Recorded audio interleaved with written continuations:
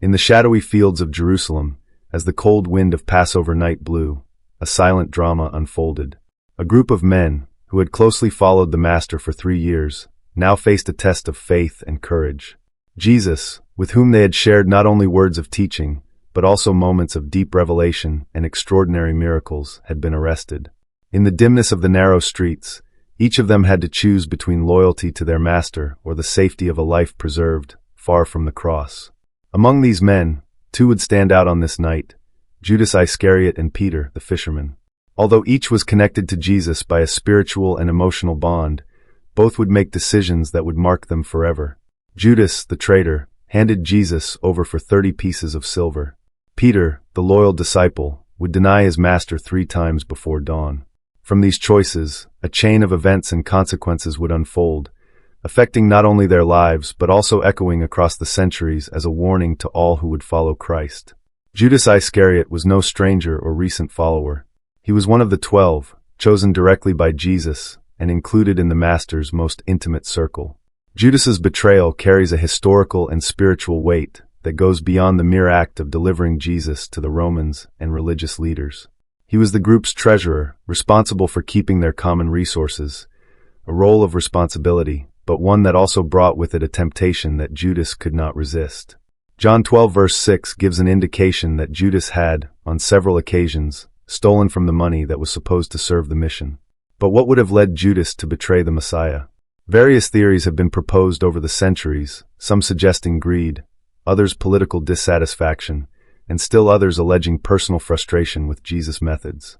Perhaps Judas expected a revolutionary leader who would overthrow Roman power with military force.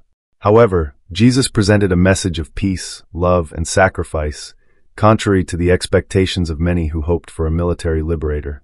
On that fateful night, Judas did what seemed unthinkable. He approached the priests and offered to hand over Jesus, receiving in return the 30 pieces of silver, the price of a slave under Hebrew law, Exodus 21 verse 32. His final gesture, the greeting kiss, would become a symbol of betrayal throughout history. While Judas was planning his betrayal, Peter faced an internal challenge. Known for his impulsiveness and courage, Peter had sworn absolute loyalty to Jesus, promising to follow him even to death if necessary. But that night, the fear of being associated with the now captive Messiah was overwhelming. He was aware of the risk of persecution and the consequences of his association with Jesus. Peter loved the Master, but his heart was not yet ready for the cross. When the pressure came, Peter succumbed to fear. While warming himself around a fire, he denied knowing Jesus 3 times, each time with more intensity. Upon hearing the rooster crow, he remembered Jesus' words, which had warned him about this fall. The shock of his own failure was devastating, bringing him to bitter tears of regret. For Judas, the weight of his betrayal was immediate and intense. Right after Jesus' arrest, he experienced profound, desperate remorse. Matthew 27 verses 3-5 records that he tried to return the silver coins, confessing to the priests that he had sinned by delivering innocent blood.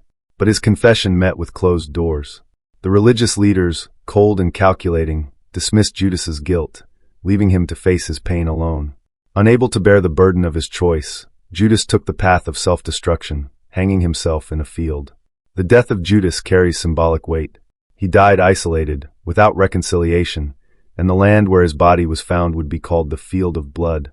This place would become a bitter reminder, not only for the Jews but for all who sought to understand the consequences of betraying sacred trust. Judas's betrayal did not end with his death. His action and tragic end created an echo that would resonate for generations. In contrast to Judas, Peter had a chance for redemption. In his repentance, he was consumed by pain, but he did not let it destroy him. Unlike Judas, who isolated himself in his despair, Peter sought to remain with the other disciples, hoping to find meaning and perhaps forgiveness for what he had done. Although he had denied Jesus, Peter did not abandon the hope of redemption. This distinction between Peter's repentance and Judas's remorse is vital to understanding the concept of curse and redemption. While Judas was consumed by guilt to the point of self-destruction, Peter found in repentance a spiritual renewal, something that would later reveal itself in his life. The betrayal and denial are imbued with symbolism and connection to other biblical passages. Jesus had predicted the betrayal and denial of his disciples, signaling a deep knowledge of the human heart and the path each one would choose. Isaiah 53 verse 3 describes the Messiah as despised and rejected by men, prophesying the loneliness Jesus would face in his darkest hour. The Psalms also mention friends who became enemies, Psalm 41 verse 9, reinforcing the connection to Judas's betrayal. The first part ends at a point of tension, where the difference between remorse and true repentance begins to take shape as a central theme. With Jesus' arrest and trial, the disciples are left to reflect on the cost of their actions and the meaning of their loyalty to the Master. Judas met death without peace, while Peter sought the strength to rise again.